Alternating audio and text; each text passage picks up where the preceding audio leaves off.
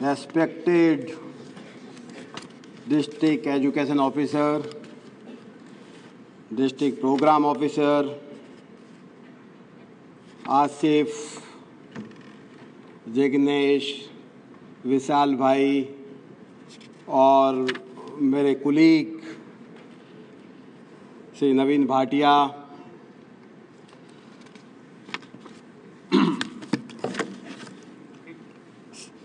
सभी 33 जिलों से आए हुए हमारे MIS के अधिकारीगण, गांधीनगर से आए हुए हमारे सभी हेडमास्टर साहब, प्रिंसिपल साहब, CRC coordinators, BRC coordinators, CRP, BRP और यूनिफाइड डाइस के कार्य से जुड़े हुए हमारे सभी साथीगण, सबसे पहले मैं आप सबका आज 30 सितंबर यू डाइस दिवस के ऊपर बहुत बहुत बधाई देता हूं, शुभकामनाएं देता हूं। पूरे भारत में आज यू डाइस दिवस मनाया जा रहा है और जो सूचना हमारे पास में पहुंची है उससे पता चलता है कि 2015-16 के आंकड़े जो 30 सितंबर 2015 को इकट्ठा किया जाना है, उसकी तैयारी पूरे भारत के सभी 36 राज्यों में हो गई है। मुझे ये कहते हुए बहुत ही खुशी हो रही है कि पूरे भारत के 680 जिलों में ये कार्य आज शुरू किया जा रहा है। दोस्तों, पिछले वर्ष भी हमने गुजरात में और गांधीनगर में यू डाइस डे मनाया था। इस वजह से भी हमारी डेटा की गुणवत्ता को और अच्छा करने में हमें काफ़ी मदद मिली है, लेकिन अभी और कुछ कमियां हैं जिसकी हम यहाँ पर चर्चा करेंगे और मुझे पूरा विश्वास है कि 2015-16 का यू डाइस का आंकड़ा और अच्छी गुणवत्ता वाला होगा। दोस्तों, हम करीबन 15,16,892 स्कूलों तक पहुंच गए हैं। हमारे पास में 680 जिलों से डेटा आता है। करीबन 7,200 ब्लॉक हमसे जुड़े हुए हैं। 82,000 क्लस्टर भी हमसे जुड़े हुए हैं और करीब करीब 5,94,000 विलेज, गांव जहां पर स्कूल है और जो डाइस से जुड़े हुए हैं वो भी हमसे जुड़ गए हैं। गुजरात की अगर बात करें तो करीबन 43,600 स्कूल हमसे जुड़े हुए हैं जो एलिमेंट्री एजुकेशन के स्कूल्स हैं और इसके अतिरिक्त करीबन 10,000 स्कूल सेकेंडरी और हायर सेकेंडरी से भी हमारे से जुड़े हुए हैं। कुल मिलाकर 53,600 स्कूल हमसे जुड़ गए हैं। दोस्तों, आप लोगों ने पिछले कुछ वर्षों में जो प्रयास किए उसकी मदद से डाइस की coverage, sharing, consistency of data, dissemination, utilisation of data काफ़ी कुछ बढ़ गया है, बहुत अच्छा हो गया है। जैसे मैंने पहले भी कहा, कुछ छोटे छोटे बिंदु है, अगर उनके ऊपर अगर हम 2015-16 में और थोड़ा ध्यान लगा दें तो निश्चित रूप से हमारी डेटा की गुणवत्ता और कवरेज 2015-16 में और अच्छी हो जाएगी, इसमें कोई दो राय नहीं है। कुछ बातें अब मैं आपसे करेंगे। उसके पहले मैं ये बता दूं आपको कि सभी 36 राज्यों में, सभी 680 जिलों में और 5,000 से भी ज़्यादा ब्लॉक में अब MIS यूनिट की स्थापित किया जा चुका है पूरे भारत में। और हमारा सॉफ्टवेयर, यू डाइस का सॉफ्टवेयर पिछले 15 साल से भी ज़्यादा वक्त से पूरे हिंदुस्तान में यूज किया जा रहा है। हमारा software you dice error free, menu driven, user friendly, with limited or no scope for manipulation है, and it is It has become time-tested software which is being used across the country. आपकी मेहनत के वजह से ही dice के data को जो इकट्ठा करते हैं हम, the date of data collection और and date of dissemination, it has come down to less than 1 year at the national level. आपके लेवल पे यानी कि जिला, राज्य और ब्लॉक स्तर पर ये टाइम लैग है, ये कम होकर केवल कुछ महीने ही रह गया है. ये बहुत ही महत्वपूर्ण उपलब्धि है. एक तरफ तो हमने टाइम लैग इतना कम कर दिया, दूसरी तरफ MIS यूनिट हमने सब जगह एस्टेब्लिश कर दी, तीसरी तरफ ऐसा कोई भी वेरिएबल नहीं है अब जो प्रारंभिक शिक्षा के सार्वजनिकरण के प्लान को बनाते वक्त चाहिए और डाइस में उपलब्ध नहीं है. ये सारी सूचनाएं अब स्कूल स्तर पर, क्लस्टर पर, ब्लॉक पर, डिस्ट्रिक्ट पर, स्टेट पर और नेशनल लेवल पर, सभी इन एडमिनिस्ट्रेटिव लेवल्स पे बिल्कुल ही आसानी से उपलब्ध हैं. जो भी प्रारंभिक शिक्षा के सार्वजनिकरण में रुचि रखता है उसके लिए सारी इंफॉर्मेशन बिल्कुल सुविधाजनक रूप से पब्लिक डोमेन में उपलब्ध करवा दी गई है.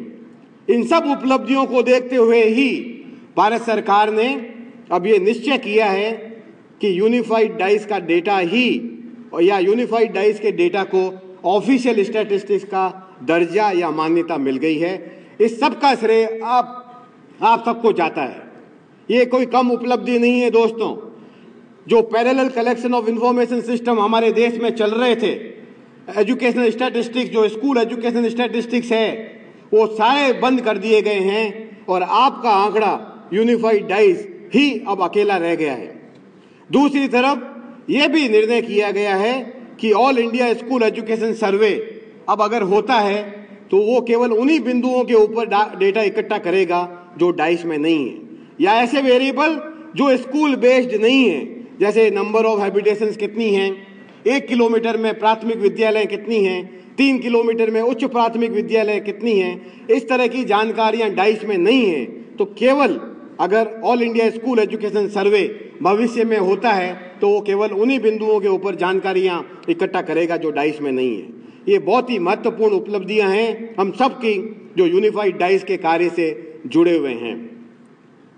दोस्तों, इन सब उपलब्धियों के बाद, डाइस को ऑफिशियल स्टैटिस्टिक्स का दर्जा मिल जाने के बाद हमारी जिम्मेवारी कुछ और हो गई है, कुछ ज्यादा हो गई है, क्योंकि सारे parallel collection of information system हैं वो सारे बंद कर दिए गए हैं और unified DISE is the only source of information so far as the school education in India is concern. बाकी सारे जो डेटा इकट्ठा करने वाली एजेंसियां थी उन्होंने अब स्कूल एजुकेशन स्टैटिस्टिक्स के ऊपर कोई भी सूचना इकट्ठा वो नहीं कर रहे हैं. तो ये हम सब की बहुत ही बड़ी उपलब्धि है. दोस्तों, इन सारी उपलब्धियों के बाद कुछ बिंदु ऐसे भी हैं जिसकी वजह से हमारी डेटा की गुणवत्ता के ऊपर छोटी छोटी वजह से बड़े बड़े प्रश्न चिन्ह लगाए जाते हैं. हालांकि हमारा डेटा अब अनेक रूप में यूज होने लगा है. ये केवल एलिमेंट्री एजुकेशन और सेकेंडरी एजुकेशन जो सर्व शिक्षा अभियान और राष्ट्रीय माध्यमिक शिक्षा अभियान के अंतर्गत एनुअल प्लान हम डिस्ट्रिक्ट और स्टेट लेवल पे बनाते हैं, केवल उसी में यूज नहीं हो रहा है, लेकिन अनेक दूसरे जो डिपार्टमेंट्स हैं, चाहे वो रूरल एजुकेशन हो, सोशल वेलफेयर डिपार्टमेंट हो, ट्राइबल वेलफेयर डिपार्टमेंट हो, ये सब भी अब हमारा डेटा ही यूज करते हैं. अभी हाल ही में नेशनल स्कॉलरशिप पोर्टल ने भी हमारा डेटा यूज करना शुरू कर दिया है और ये अनिवार्य कर दिया गया है कि उसके लिए यूडाइस का कोड होना अनिवार्य है. और नेशनल स्कॉलरशिप पोर्टल सेकेंडरी और हायर सेकेंडरी में पढ़ने वाले विद्यालय और उन बच्चों का है. जब से नेशनल स्कॉलरशिप पोर्टल में हमारा डेटा आया है और जब से हमने एक टोल फ्री नंबर ले लिया है 1800116200, हमारे पास में पूरे भारत से बहुत सारे लोग प्रतिदिन हमसे संपर्क करके अनेक तरह की जानकारियां मांग रहे हैं।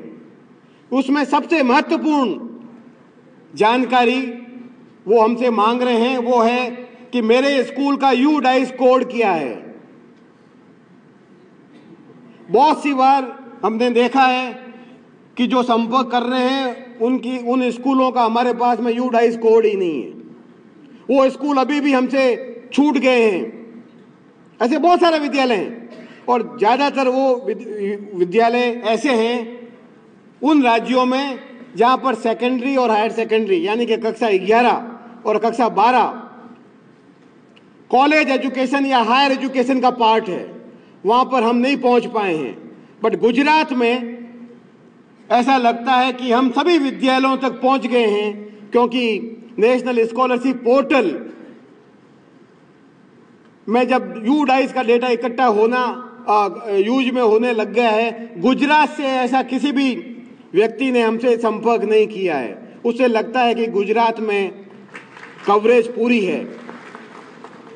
स्टेट प्रोजेक्ट डायरेक्टर साहब के मार्गनिर्देशन में आसिफ भाई, विशाल भाई और बाकी जो लोग यूनिफाइड डाइस के कार्य से सभी 33 जिलों में जो जुड़े हुए हैं, इस सब का श्रेय इन सबको जाता है। अगर मैं ये कहूं कि गुजरात यूनिफाइड डाइस के क्षेत्र में बहुत ही सराहनीय कार्य पूरे भारत में कर रहा है, तो ये कोई अतिशयोक्ति नहीं होगी। और बहुत सारी चीजें जो गुजरात ने शुरू की है वो भारत के दूसरे राज्यों ने भी धीरे धीरे उसको अपना लिया है। मैं अभी आपको थोड़ी देर में बताऊंगा, लेकिन पहला प्रश्न तो हमारे पास में ये है कि हम ये इंश्योर कर लें कि पिछले साल 30 सितंबर 2014 को जो आंकड़ा इकट्ठा किया था उसके बाद में क्या कोई स्कूल हमसे छूट तो नहीं गई है, क्या कोई स्कूल बंद तो नहीं हो गई है, क्या कोई स्कूल अपग्रेड तो नहीं हो गई है, प्राइमरी से अपर प्राइमरी, अपर प्राइमरी से सेकेंडरी, सेकेंडरी से हायर सेकेंडरी तो नहीं हो गई है, क्या कोई स्कूल फंक्शनल तो नहीं है, क्या कोई स्कूल दूसरे स्कूल के साथ मर्ज तो नहीं हो गई है, क्या कोई नई स्कूल तो नहीं खुल गई है। डेफिनेटली जब आपने 2015-16 के प्रपत्र छाप लिए तो आपने उसके पहले ये सब स्कूल की मास्टर लिस्ट है जिसको हम स्कूल डायरेक्टरी बोलते हैं, उसको अपग्रेड निश्चित रूप से करवा ही लिया होगा। लेकिन इन सारे प्रयासों के बाद भी अगर कुछ विद्यालय हमसे छूट गए हैं तो जब फील्ड में हम जाएं तो हमेशा हम हमारे पास में 3 तरह के फॉर्म रख लें जो स्कूल कैटेगरी के हिसाब से हो। वो हम जब भी पता चले कुछ स्कूल छूट गई है तो उसी वक्त हम वहाँ पर उन स्कूलों को दे सकते हैं। बाद में भी हम उसका UDICE का कोड अगर पहले जनरेट नहीं करवा पाए हैं तो उसको भी जनरेट करवा लेंगे। तो पहला मुद्दा तो यहाँ पर यह है कि हम ये निश्चित कर लें कि बाकी भी छूट गई सभी विद्यालय 30 सितंबर यानी कि आज के दिन 2015 में हमसे यानी कि UDICE से सब जुड़ जाएं। ये पहला कार्य हमें करना है। दूसरा महत्वपूर्ण कार्य है, आप सब लोग बहुत ही महत्वपूर्ण भूमिका अदा कर रहे हैं, करते आए हैं और ऐसा कोई विश्वास नहीं है कि आगे नहीं करेंगे। We are quite confident that you will continue to play a very significant role so far as strengthening of management information system in our country in general and Gujarat in particular and also Gandhinagar in particular. आप बहुत ही महत्वपूर्ण भूमिका अदा कर रहे हैं। शायद आपको इसके बारे में ज्यादा जानकारी नहीं होगी कि आपके द्वारा दिया हुआ डेटा किस रूप में, किस लेवल पर, किस स्तर पर यूज किया जा रहा है। हमारा प्रपत्र सारा का सारा छपा हुआ है, प्री प्रिंटेड है, केवल एनरोलमेंट ही उस पर नहीं है, सारा प्रपत्र छपा हुआ है। लेकिन जब हमारे पास में ये 2015-16 का DCF आ गया है, या आज मिल जाएगा आपको, तो सबसे पहले तो हमारी जिम्मेवारी ये होती है कि हम जब इस फॉर्म को भरेंगे तब छपी हुई जानकारियों को भी पढ़ना है। हमारी मानसिकता ये होती है जहां पर खाली स्थान है, जहां पर हमें इंफॉर्मेशन भरनी है, हम केवल उसी को पढ़ते हैं और जो छपी हुई है उसको बिल्कुल नहीं पढ़ते हैं। आप सब लोग हेडमास्टर साहब हैं, प्रिंसिपल साहब हैं, बड़ी बड़ी विद्यालयों से आप लोग आए हैं, हजारों एनरोलमेंट, हजारों बच्चे आपके स्कूल में पढ़ते हैं। बड़ी बड़ी स्कूल में तो 200 टीचर भी है, 250 टीचर भी है, और आप इतने व्यस्त रहते हैं कि आप खुद समय शायद ये प्रपत्र नहीं भरते हैं। और हेडमास्टर साहब या मिड डे मील देखने वाले जो दूसरे हमारे अध्यापक हैं, उनको ये सारी जिम्मेवारी प्रपत्र को भरने की बांट देते हैं। ये बहुत ही अच्छी बात है। लेकिन जब ये प्रपत्र भर के आ जाए, पहली बात तो हमें ये गाइडलाइंस देनी है सभी रेस्पोंडेंट्स को, जिनको आपने ये जिम्मेवारी दी है भरने की, कि भैया भरे हुए फॉर्म को चेक करो, और जब ये सब भर के आ जाए तो आप भी ये चेक कर लें। आप केवल मोहर नहीं लगाएं, सिग्नेचर नहीं करें, सील नहीं लगाएं, लेकिन वो पन्ने खोल के भी पढ़ लें। आप जनरली नहीं पढ़ते हैं, नहीं देखते हैं कि हेड टीचर ने क्या भर के दिया है।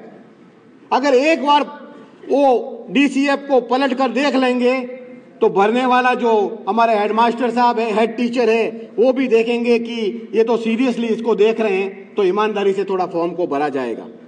ये बहुत ही महत्वपूर्ण बात है जो हमें इस बार करवानी है, बहुत ही जरूरी है। जब ये प्रपत्र आप अच्छी तरह से भर लेंगे और जब सीआरपी को या सीआरसी को दे देंगे, तो सीआरसी भी गवर्नमेंट के आदेश अनुसार सभी भरे हुए फॉर्म को 100% बेसिस के ऊपर चेक करेंगे, जैसा हम हर बार कहते आए हैं। 20% फॉर्म हैं वो ब्लॉक स्तर के ऊपर भी चेक होंगे, और 10% फॉर्म हैं वो जिला स्तर के ऊपर भी चेक होने चाहिए।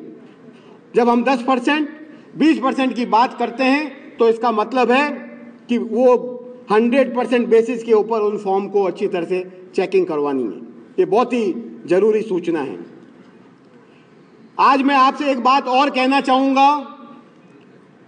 आप लोग यानी कि हमारे रेस्पोंडेंट्स 15,16,892 रेस्पोंडेंट है पूरे भारत में, 2014-15 में थे। बहुत ही ईमानदारी से ये प्रपत्र भरते आए हैं, लाल स्याही से गोला भी कर देते हैं। हमने जगह जगह पर पिछले 8-10 महीनों में मैं खुद भी करीबन 20 राज्यों में गया और वहां पर देखा कि प्रपत्र में बड़े बड़े गोले किए गए हैं। जहां पर गलतियां थी, जहां पर कुछ सुधार किए जाने थे, अच्छी तरह से ईमानदारी से ये कार्य पूरे भारत में हो रहा है, और हम ये मान रहे हैं कि इस वर्ष भी होगा। लेकिन दोस्तों, जो हमारे data entry operators block level पे कार्य कर रहे हैं, चाहे जिला स्तर पर कार्य कर रहे हैं, उनसे मेरा निवेदन है, कृपया कर जो ये लाल गोले हमारे हेडमास्टर साहब ने किए हैं डीसीएफ में, उसको कम से कम ठीक कर लें, उसको एंटर कर दें, करेक्शन कर लें। क्योंकि हमारे पास में टोल फ्री नंबर से सैकड़ों ऐसे फोन आ गए हैं स्कूल के हेडमास्टर साहब की तरफ से कि साहब 2 साल पहले मैंने ये सारे करेक्शन कर दिए, पिछले साल सारे करेक्शन कर दिए, स्कूल का नाम ठीक कर दिया, मैनेजमेंट ठीक कर दिया, रूरल अर्बन है वो ठीक कर दिया, पिन कोड ठीक कर दिया, लेकिन आपका स्कूल रिपोर्ट कार्ड .in पे मेरे स्कूल का रिपोर्ट कार्ड अभी भी 3 साल पुराना जो इन्फॉर्मेशन गलत थी, जिसको मैंने ठीक कर दिया था, वही दिखा रहा है। इसका सीधा सा मतलब है कि डेटा एंट्री ऑपरेटर्स ने ये करेक्शन नहीं किए हैं। हम ये नहीं कह रहे हैं कि ये पूरे गुजरात में ऐसा है, ये पूरा भारत में ऐसा है, लेकिन ऐसे कुछ ब्लॉक्स या डिस्ट्रिक्ट जहां पर डेटा एंट्री हो रही है, निश्चित रूप से ऐसा है, ऐसा हुआ है। अगर आप इतनी मेहनत करके हमारे हेडमास्टर साहब, प्रिंसिपल साहब, हेड टीचर साहब ये सारे करेक्शन करवा रहे हैं और पुरानी इंफॉर्मेशन अगर कुछ गलत रह गई थी उसको ठीक कर रहे हैं और डेटा एंट्री में अगर ये नहीं हो पा रहा है, तो इस तरह की चर्चा करना कोई बड़ी बात नहीं है, कुछ इसका कुछ भी फल हमें नहीं मिलेगा। तो इस बार हमें पूरा ध्यान लगाना है कि हम ये ठीक करवा दें। दोस्तों, हमारी डेटा की गुणवत्ता, कवरेज, कंसिस्टेंसी काफ़ी कुछ बढ़ गई है, काफ़ी कुछ बढ़ा है। अगर आप देखेंगे कुछ और बिंदु है, बहुत ही महत्वपूर्ण बिंदु है, उसके ऊपर अगर हम ध्यान देंगे तो हमारी डेटा की क्वालिटी 2015-16 में और अच्छी हो जाएगी। घबराने की बिल्कुल बात नहीं है। हमारी डेटा की गुणवत्ता, अगर आप पिछले 5 साल 6 साल डाइस के डेटा को आज से कंपेयर करें 14-15 से, तो हमारी गुणवत्ता काफ़ी अच्छी हो गई है। हम काफ़ी स्कूलों में पहुंच गए हैं। एक बात मैं आपसे और यहाँ पर कहना चाहूँगा, प्राइवेट स्कूल के हेडमास्टर साहब भी यहाँ पर शायद विराजमान हैं, प्रिंसिपल साहब। अब तो गुजरात ने ये कंपल्सरी कर दिया है कि बोर्ड की मान्यता के लिए भी यू डाइस का कोड होना अनिवार्य है। ऐसा बहुत सारे दूसरे राज्यों ने भी कर दिया है। तो अब पहले भी आप हमसे जुड़ चुके हैं, यू डाइस से जुड़ चुके हैं, जो बाकी के विद्यालय बच गए हैं। 3,50,000 से भी ज्यादा प्राइवेट एडेड और अनएडेड स्कूल्स, 27,000 अनरिकॉग्नाइज्ड स्कूल्स और मदरसा, ये भी हमसे जुड़ गए हैं। बाकी बचे हुए जो प्राइवेट स्कूल्स हैं वो भी हमसे जुड़ ही जाएंगे। हमारी जानकारी में ये आया है, आप बड़े बड़े स्कूल चलाते हैं, लेकिन हमारे सीआरसी कोऑर्डिनेटर को बार बार आपके चक्कर लगाने पड़ते हैं। बहुत सी बार तो दोस्तों ऐसा होता है कि आपके स्कूल में मेरा सीआरसी वाला एंटर भी नहीं कर पाता है, बाहर से ही चौकीदार उसको वापस भेज देता है। वो गेट के ऊपर ही प्रपत्र देके अंदर वापस चले जाते हैं। 2-3 बार आता है, चौथी बार आता है, उसको प्रपत्र वापस मिल जाता है। वो इसी में खुश है कि वापस तो आ गया, ये नहीं देखता है कि कितनी इंफॉर्मेशन आई है या नहीं आई है। दोस्तों, मैं आपसे निवेदन कर रहा हूं कि इस बार सीआरसी और बीआरसी के साथ सहयोग करें। ये हम सबका कार्य है। और अब तो राइट टू एजुकेशन में मैंडेटरी है कि इंफॉर्मेशन देना आपका कर्तव्य है, अनिवार्य है, ड्यूटी है। आप उसको इनकार नहीं कर सकते। ये हमें निश्चित रूप से करना है। दूसरी बात हमारे नजर में ये भी आई है कि प्राइवेट स्कूल में 100 टीचर भी होते हैं, 150 टीचर भी होते हैं, 10 टीचर भी होते हैं, लेकिन बड़ी बड़ी स्कूल में टीचर का सारा आंकड़ा भी आप लोग नहीं देते हैं। 150 टीचर है तो आप 5 टीचर का दे दिया, छुट्टी हो गई, ऐसा भी पता चला है। तीसरा एक निवेदन और है, बहुत सी बार हमने देखा है कि प्राइवेट बड़े बड़े स्कूल है, वहां पर भी शेड्यूल कास्ट के बच्चे होंगे, वहां भी शेड्यूल ट्राइब के बच्चे होते हैं, हर तबके के बच्चे होते हैं, लेकिन आप लोग SC ST की जानकारियां ज्यादातर देते ही नहीं। एक राज्य, छोटा सा राज्य जिसका नाम लेना उचित नहीं होगा, वहां हमने पाया कि 40,000 बच्चे जो प्राइवेट स्कूल्स में पढ़ रहे थे उनको डाइस में दिखाया ही नहीं गया। अगर हम इस तरह की जानकारियां देंगे तो निश्चित रूप से हमारे डेटा की गुणवत्ता के ऊपर बहुत बड़ा प्रश्न चिन्ह है। ये हमें इस बार 2015-16 में इसको निश्चित रूप से ठीक करवा लेना चाहिए। एक बात और है, आपके सहयोग से हमने डाइस का एनरोलमेंट काफी ठीक कर लिया है, लेकिन इस बार फिर देख लें एक बार, enrolment by category, enrolment by medium of instruction, enrolment by age and grade, ये तीनों अपने स्कूल पे मिला तो लें कि अगर 400 एनरोलमेंट है तो बाई एज भी 400 हो और बाई मीडियम ऑफ इंस्ट्रक्शन भी 400 हो। काफी कुछ हमारा डेटा ठीक हो गया है। जो तीनों में गैप था इतना पहले, वो इतना कम हो गया है, अब हमें बिल्कुल कम करना है। इसको इस बार अच्छी तरह से देख लें कि तीनों तरह के जो एनरोलमेंट हमारे स्कूल जो हम भर के दे रहे हैं वो सब एक ही हो। पिछले वर्षों में हमने जो प्रयास किया उसकी वजह से हमारा एनरोलमेंट अब थोड़ा कंसिस्टेंस हो गया है, कंसिस्टेंट। ग्रेड 2 का एनरोलमेंट अब ग्रेड 1 के एनरोलमेंट पिछले साल से ज्यादा नहीं है। पिछले साल जो ग्रेड 4 में एनरोलमेंट थे अगर 100 बच्चे, तो ग्रेड 5 में इस वर्ष 120 नहीं है, 100 है, 90 है, 80 है। तो हमारा एनरोलमेंट कुछ ठीक हो गया है। लेकिन आज मैं बात आपको केवल enrolment by age, grade, medium of instruction या कैटेगरी की करने के लिए नहीं आया हूं। मैं आपसे ये निवेदन कर रहा हूं कि इस बार ये पूरी कोशिश कर लें हम कि सही सही आंकड़ा भर के, सही सही एनरोलमेंट भर के आ जाए। दोस्तों, नहीं आ रहा है। इतने लोगों के सामने मुझे ये मानने में कोई संकोच नहीं है कि एनरोलमेंट का स्टैटिस्टिक्स को और ठीक किया जाना है। ठीक नहीं है। कुछ राज्यों ने अभी चाइल्ड वाइज इंफॉर्मेशन इकट्ठा करना शुरू कर दिया है। आपके यहां तो 3 साल से चल रहा है, चाइल्ड ट्रैकिंग चल रहा है आपके यहां तो। बाकी राज्यों ने शुरू किया है अभी अभी। जैसे ही उन्होंने चाइल्ड वाइज ट्रैकिंग शुरू किया है और उसको आधार से लिंक करने की कोशिश की है। हालांकि आधार सभी स्कूलों में, सभी बच्चों के पास में नहीं है। उन राज्यों में एनरोलमेंट एकदम काफी कम हो गया है। एक राज्य में 11 लाख कम हो गया पिछले वर्ष। दूसरे राज्य में 3 साल पहले 16 लाख बच्चे कम हो गए जब से चाइल्ड वाइज एनरोलमेंट की गणना करनी शुरू की है। मैं ये नहीं कह रहा हूं कि गुजरात में भी यही हालत है। गुजरात बेहतर है दूसरों राज्यों से, लेकिन मैं आपसे यह निवेदन कर रहा हूं, बहुत सी बार जो रजिस्टर में लिखा हुआ है वो भी सही नहीं है। रजिस्टर में नाम 5 साल पहले लिख दिया आपने और नो डिटेंशन पॉलिसी है। 1 साल से, दूसरे साल से, तीसरे साल से, चौथे साल से, ग्रेड 1 to 2, 2 to 3, 3 to 4, आप उसको आगे से आगे दिखाते जा रहे हैं। ये भी हमारे नजरों में आया है। आप जैसे ऑफिसर्स ने बताया है कि बहुत सी बार वो बच्चा तो स्कूल में है ही नहीं। बहुत सी बार वो बच्चा बगल के स्कूल में पढ़ता है, प्राइवेट स्कूल में तो पढ़ता है, बट बाकी चीजों के लिए हमारे स्कूल के अंदर उसकी हाजिरी लग रही है। मेरा आपसे ये निवेदन है, इस बार सभी 53,000 स्कूलों तक ये सूचना हम पहुंचा दें कि भैया जो वास्तव में एनरोलमेंट है वो ही भर के दें। आप रजिस्टर से जाके चेक करोगे, हमारे 5% रैंडम सैंपल चेकिंग एजेंसी वापस फील्ड में जाके चेक करती है, तो वो चेक तो केवल रजिस्टर से करेगी ना।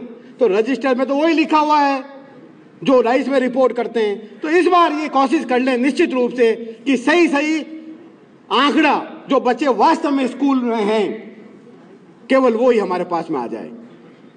बहुत सी बार आप तो जानते हैं, आप तो ये फॉर्म भर रहे हैं, आप लोग ये आंकड़े जब भरते हैं प्रपत्र, तो बहुत सी बार कोई रजिस्टर को रेफर नहीं करते हैं, ऐसे ही भर दिया। 2 कमरे हैं, 3 अच्छे हैं, 2 मरम्मत होना है, छोटी बड़ी मरम्मत, बड़ी ये मेजर रिपेयर्स, माइनर रिपेयर्स, या दूसरा कोई मिड डे मील का आंकड़ा है या और कुछ है। बहुत सी बार हम रजिस्टर भी रेफर नहीं करते हैं। और जब कोई स्कूल में वापस चेक करने के लिए जाते हैं तो दूसरा आंकड़ा उनको मिलता है, क्योंकि ये रजिस्टर बेस्ड नहीं है। हम पूरा कोशिश कर रहे हैं पिछले 2-3 सालों से कि अब हमारे हेडमास्टर साहब यानी कि आप रिकॉर्ड बेस्ड इंफॉर्मेशन हमें भर के दें, रिकॉर्ड के बेसिस पे, ताकि कोई भी जाके अगर चेक करे तो वो इंफॉर्मेशन उसको भी मिलेगी। ये प्रयास कर रहे हैं। हालांकि अब हमने करीबन 19 ऐसे रिकॉर्ड बनाए हैं जो कोर रिकॉर्ड्स है, वो हिंदुस्तान की सभी स्कूलों को मेंटेन करने चाहिए, लेकिन अभी ये कार्य शुरू नहीं हुआ है।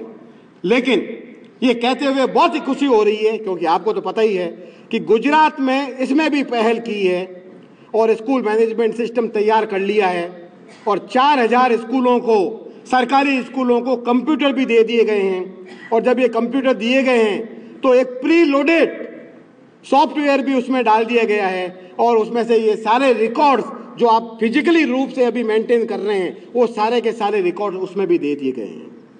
तो इससे भी हमें पूरा विश्वास है कि हमारे हेडमास्टर साहब को जो आंकड़े इकट्ठा करने में और लोगों को देने में दिक्कतें आती है वो भी आने वाले समय में ये ठीक हो जाएगा। गुजरात हिंदुस्तान का पहला राज्य बन गया है जिसने रिकॉर्ड मैनेजमेंट के लिए सॉफ्टवेयर तैयार करके 4,000 स्कूल के में इम्प्लीमेंट कर दिया है। इसके लिए मैं पूरे Gujarat council of elementary education को बधाई देता हूँ। मुझे पूरा विश्वास है आगे आने वाले 2-3 सालों में बाकी राज्य भी गुजरात को फॉलो करने शुरू हो जाएंगे। ये बहुत ही महत्वपूर्ण उपलब्धि है। दोस्तों, इसके अलावा भी बहुत सारी और दूसरी बातें हैं जो अभी भी हम भर के सही नहीं दे रहे हैं। छोटे छोटे बिंदु हैं जिसकी वजह से हमारी डेटा की गुणवत्ता के ऊपर बहुत बड़े बड़े प्रश्न चिन्ह लग रहे हैं। अगर हम इनके ऊपर ध्यान देंगे तो हमारी डेटा की गुणवत्ता 2015-16 में और अच्छी हो जाएगी और हमें कोई खास घबराने की जरूरत नहीं है, क्योंकि हमने काफ़ी कुछ ठीक पहले से ही कर लिया है। कुछ बिंदु है मैं आपको सामने और पेश कर रहा हूँ। राज्य स्तर से या जिला स्तर से या ब्लॉक स्तर से या किसी दूसरे स्तर से हमें इस तरह का कोई भी निर्देश नहीं देना है कि आप अनरिकॉग्नाइज्ड स्कूल्स को डाइस में कवर नहीं करें। हमें उन सभी स्कूलों तक पहुंचना है जहां पर 1 से 12 की शिक्षा की व्यवस्था की गई है, चाहे वो सरकारी स्कूल हो, केंद्रीय सरकार द्वारा चलाने वाले स्कूल हो, नवोदय विद्यालय हो, केंद्रीय विद्यालय हो, कस्तूरबा गांधी विद्यालय हो, तिब्बतियन स्कूल हो, सैनिक स्कूल हो, मिलिट्री स्कूल हो, रिकॉग्नाइज स्कूल हो, अनरिकॉग्नाइज स्कूल हो, हमें उन सब तक पहुंचाना है। हमें स्टेट लेवल से या जिला स्तर पर कोई आदेश नहीं देना है कि आप इसको इकट्ठा नहीं करें, क्योंकि बहुत से राज्यों ने ऐसा कर दिया है कि आप अनरिकॉग्नाइज स्कूल का डेटा इकट्ठा नहीं करेंगे। ऐसा कोई भी निर्देश किसी भी तरह से नेशनल लेवल से नहीं दिया गया है। हमें उन सभी स्कूलों तक पहुंचना है जो 1 से 12 कक्षाओं की शिक्षा दे रहे हैं। एक और बात है, आप जैसे अधिकारी या दूसरे लोग जो जिला स्तर पर बैठे हैं, कुछ राज्यों में यह भी निर्देश दे दिया गया है कि इस बार हमें रिपीटर्स बिल्कुल नहीं दिखाना है। अरे भैया, हम कौन होते हैं कहने वाले क्या दिखाना है और क्या नहीं दिखाना है? ये तो हेडमास्टर साहब तय करेंगे। हेडमास्टर साहब जो रिपोर्ट करेंगे हम उसी को मानते हैं। हमने कभी भी उसमें कोई भी सुधार हमारी तरफ से नेशनल लेवल में नहीं किया है, हालांकि उसमें कमियां भी है। हमने कभी भी आपके द्वारा दिया गया डेटा को ऑल्टर नहीं किया है। इस डेटा को ऑल्टर करने का, इस डेटा को सुधार करने का, इसमें मॉडिफिकेशन करने का, इसमें एडिटिंग करने का अगर कोई जिम्मेवारी है किसी की, तो उसी व्यक्ति की है जिसने इस फॉर्म को भरा है। तो इस बार हमें ये कोई निर्देश नहीं देना है कि आप रिपीटर्स का डेटा नहीं लेंगे। हमें ये नहीं कहना है कि आप ये दिखा दीजिए कि सब जगह शौचालय हैं। हमें ये नहीं कहना है कि सब जगह जो शौचालय या ड्रिंकिंग वाटर है वो हर जगह पे फंक्शनल है। जो स्थिति हमारे स्कूल में वास्तविक है, जो हेडमास्टर साहब रिपोर्ट कर रहे हैं, वो ही फाइनल मानी जानी चाहिए। किसी भी व्यक्ति को, चाहे वो कितना ही बड़ा अधिकारी क्यों नहीं हो, किसी भी स्तर पर कार्य न करता हो, इस सूचना को जो स्कूल के हेडमास्टर साहब ने दी है उसको अल्टर करने का उसका कोई भी नहीं किया जाना चाहिए। दोस्तों, पिछले कुछ वर्षों में आपने देखा होगा हमारा पूरे भारत के अंदर एनरोलमेंट 137 मिलियन था पिछले 3 वर्षों में, यानी कि 13 करोड़ 70 लाख बच्चे थे हमारे 1 से 5 कक्षाओं में, जो घटकर अब 132 मिलियन हो गया। और पिछले वर्ष यानी कि 2014-15 में 130 मिलियन हो गए, यानी कि 13 करोड़ बच्चे हमारी 1 से 5 कक्षाओं में पढ़ते हैं। करीबन 67 मिलियन 6 करोड़ 70 लाख बच्चे हमारे अपर प्राइमरी कक्षाओं में पढ़ते हैं। करीबन 19 करोड़ 70 लाख बच्चे 1 से 8 कक्षाओं में हमारे पढ़ते हैं। करीबन 62 मिलियन बच्चे 9, 10, 11 और 12 में पढ़ते हैं। और 1 से 12 कक्षाओं में पढ़ने वाले बच्चों की संख्या करीबन 25 करोड़ 90 लाख है। गुजरात की बात करें तो यहाँ तो बहुत ही कम एनरोलमेंट ही है। अगर भारत से देखें तो प्राइमरी कक्षाओं में यहाँ पर 57 लाख एनरोलमेंट है, अपर प्राइमरी कक्षाओं में 33 लाख एनरोलमेंट है और 1 से 8 कक्षाओं में करीबन 91 लाख एनरोलमेंट हमारे यहाँ पर है। तो हमें ये निश्चित, गुजरात में पिछले वर्ष एनरोलमेंट करीबन 1,80,000 कम हो गया था। ये देख लें आप, ये एनरोलमेंट आपके यहाँ पर कम हो रहा है, इसके कारण क्या है? सामान्य रूप से ये कहा जाता है कि जो डेमोग्राफिक चेंजेज हो रहे हैं, बर्थ रेट जो कम हो गई है, उसकी वजह से ये एनरोलमेंट कम हो रहा है। आपको ज़्यादा जानकारी है, आप इसको निश्चित रूप से देख लें। अब कुछ छोटी छोटी बिंदु है जो मैं आपको और बताता हूँ। कुछ विद्यालय ऐसे हैं जो पिछली बार उन्होंने बताया कि उनके स्कूल में 1 से ज़्यादा हेडमास्टर है। आप उसको देख लीजिए, अगर वो ठीक है तो उसको ठीक रहने दीजिए, अगर वो ठीक नहीं है तो उसको सुधार कर लीजिए। कुछ स्कूल में शायद 1 से ज़्यादा हेडमास्टर साहब हो भी सकता है, प्राइमरी के लिए, मिडिल के लिए अलग से, अपर प्राइमरी के लिए अलग से, या हायर सेकेंडरी के लिए अलग से। लेकिन इसको जांच जरूर करवा लें कि सामान्य रूप से 1 से ज़्यादा हेडमास्टर साहब हमारे स्कूल में है क्या, क्योंकि बहुत सारे स्कूल्स ने इसको रिपोर्ट भी किया है। ये भी इस बार देख लें कि स्कूल का नाम तो ठीक कर लें। ये अपॉर्चुनिटी है हम सब लोगों के लिए। जो जानकारी हमें पूरे भारत से मिल रही है उससे ये पता चला है कि बहुत सारे स्कूल का नाम भी सही नहीं लिखा हुआ है। तो 2015-16 में हम ये कोशिश कर लें कि कम से कम हमारे स्कूल का नाम हम इसको ठीक करवा लें। बहुत सारे हमारे हेडमास्टर साहब आज जो बैठे हैं वो सेकेंडरी और हायर सेकेंडरी स्कूल के हेडमास्टर साहब भी हैं। पिछले वर्ष आपने, बहुत सारे स्कूल ने ये नहीं बताया कि आपका स्कूल CBSE से एफिलिएट करता है या Gujarat board of secondary education से एफिलिएट करता है या international certification of secondary education उससे एफिलिएट करता है। आपने ये बता दिया कि अदर बोर्ड्स, ये अदर बोर्ड्स क्या हैं आपको ही पता है। इस बार ये निश्चित कर लें, आप ये सही बता दें कि आपके स्कूल का सेकेंडरी और हायर सेकेंडरी से एफिलिएशन कौन से स्कूल से हैं।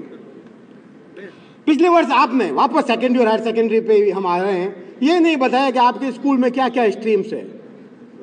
आर्ट्स है, हायर सेकेंडरी में आर्ट्स है, साइंस है, कॉमर्स है, या और कोई वोकेशनल स्ट्रीम्स है, उसके अंतर्गत और कौन कौन से विषय है, ये आपने नहीं बताया। और इन स्ट्रीम्स में पढ़ने वाले बच्चों की संख्या या कि enrolment by streams in higher secondary school, उसकी जानकारी भी हमारे पास में बड़ी पूरी नहीं आई। दोस्तों, अभी पिछले वर्ष अभी पिछले महीने हमने आपके द्वारा दिया गया सारा टीचर का आंकड़ा, पूरे भारत में 1 से 12 कक्षाओं में जो डाइस से जुड़ गए हैं उसमें 85 लाख टीचर्स है, 8.5 मिलियन टीचर्स है। इन सब का आंकड़ा हमने एक टीचर की डायरेक्टरी और स्कूल डायरेक्टरी बनाकर हमने स्कूल रिपोर्ट कास्ट.in के ऊपर डाल दिया है। आप अपने स्कूल का टीचर का आंकड़ा जो आपने पिछली बार दिया था उसको आप देख सकते हैं। और गुजरात पहला राज्य है पूरे भारत में जिसने ये भी तय किया है कि प्राइवेट स्कूल में पढ़ाने वाले अध्यापक अगर उसका नाम लगातार 3 वर्षों तक यूडाइस के अंदर है तो उसको सरकारी नौकरी में भी प्राथमिकता या एक्सपीरियंस माना जाएगा। ये कम बात नहीं है। धीरे धीरे हमारा डेटा काफी अनेक रूप में यूज होने लग गया है और जब इसको हम और ज्यादा लोगों तक पहुंचाएंगे तो हमारी डेटा की गुणवत्ता, क्वालिटी, कंसिस्टेंसी, कवरेज, शेयरिंग और ज्यादा बढ़ जाएगा। इसको हमें निश्चित रूप से ठीक करवा लेना चाहिए। डेट ऑफ बर्थ की बात करूं मैं टीचर की, आप देख लें वापस जाके, बहुत सारे टीचर्स आपने 100 साल के भी बताए हैं, बहुत सारे टीचर आपने 18 साल के बताए हैं। भैया 100 साल का अगर अध्यापक पढ़ा रहा है तो कोई प्रॉब्लम नहीं है, लेकिन उसको ठीक करवा लें। 18 साल से कम भी है तो इसको निश्चित रूप से ठीक करवा लें। इसमें काफी गुंजाइश है। 5% आपने जो पिछले साल दिया था, आप देख लें जितने बच्चे अपीयर हुए थे उससे ज्यादा आपने पास दिखा दिए। ये SC और ST में आप देखेंगे percentage of children passed is more than those who appeared in the examination. इसको भी आप ठीक करवा लें। ये माइनॉरिटी का एनरोलमेंट अभी पूरा नहीं आ रहा है। DO साहब भी बता रहे थे, हमने पिछले साल वो भी डाल दिया था 3 साल पहले, एनरोलमेंट बाय माइनॉरिटी, मुस्लिम कितने हैं, हिंदू कितने हैं, सिख हिंदू नहीं, सिख, ईसाई, जैन, पारसी और अदर्स। इसका आंकड़ा भी हमारे पास में पूरा नहीं आ रहा है। प्री प्राइमरी एनरोलमेंट हमारे स्कूल्स में कितना है उसकी जानकारी भी पूरी नहीं आ रही है। लेकिन एक मुद्दा और है, आपकी कक्षाएं जो सेकेंडरी और हायर सेकेंडरी के स्कूल्स है वो 9, 10, 11, 12 है, लेकिन आपकी बहुत सारे विद्यालयों ने ये बताया है कि वहाँ प्राइमरी का एनरोलमेंट भी है। ये कैसे है ये आपको ही पता है, इसको भी ठीक करवा लें। हमारे देश में बहुत सारी स्कूल्स अभी भी ऐसी है जिन्होंने ये तो बताया है कि उनका ग्रेड 2 का एनरोलमेंट कितना है, 3 का कितना है, 4 का कितना है, बट उन्होंने ये नहीं बताया कि ग्रेड 1 में एनरोलमेंट कितना है। अगर नहीं है तो ठीक है, लेकिन जांच जरूर करवा लें कि इन स्कूल में ऐसा कैसे हो सकता है कि एनरोलमेंट ही नहीं है ग्रेड 1 का। इसको भी अच्छी तरह से इसको जांच करवा लें।